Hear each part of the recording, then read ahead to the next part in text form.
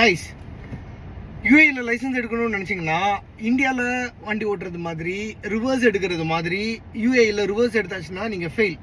இந்தியாவில் நார்மலாக நம்ம ஆளுங்கள்லாம் எப்படி ரிவர்ஸ் எடுப்பாங்க அப்படின்னு பார்த்தாச்சுன்னா ரிவர்ஸ் கியர் போட்டுப்பாங்க, ஸ்டேரிங்களோட கையை வச்சுக்கிட்டு இப்படி திரும்பிடுவாங்க.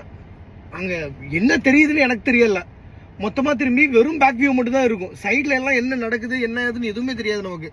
இப்படி தான் ரிவர்ஸ் எடுப்பாங்க.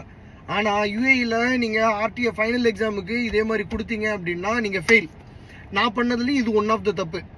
என்னென்னா இங்கே லைசன்ஸுக்கு லைக் நம்ம ரிவர்ஸ் எடுக்கணும் அப்படின்னா 1 2 3 3 மிரர் இருக்குது. Centre mirror, right left 3 mirror இருக்குது. இந்த 3 மிரரையும் பார்த்து தான் நம்ம ரிவர்ஸ் எடுக்கணும். ரிவர்ஸ் கியர் போட்டுக்கிறோம், சைட் செக் பண்ணுறோம், சென்டர் செக் பண்ணுறோம், ஒருக்கா திரும்பி பார்த்துக்கிறோம், அதுக்கப்புறம் ஷோல்டர் செக்கு முடிச்சுட்டு centre mirror side centre centre side இது பார்த்துக்கிட்டே ரிவர்ஸ் எடுத்துக்கிட்டே இருக்க வேண்டியதுதான்.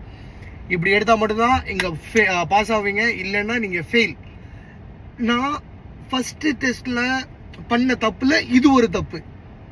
அதனால் என் அனுபவத்தில் சொல்கிறேன், ப்ளீஸ் இந்த மாதிரி பண்ணாதீங்க. காசை வந்துட்டு ஒரு லைசன்ஸுக்காக காசுக்கு மேலே காசுன்ட்டு கொடுத்து டயர்ட் ஆகாதீங்க. Okay, thanks, bye bye.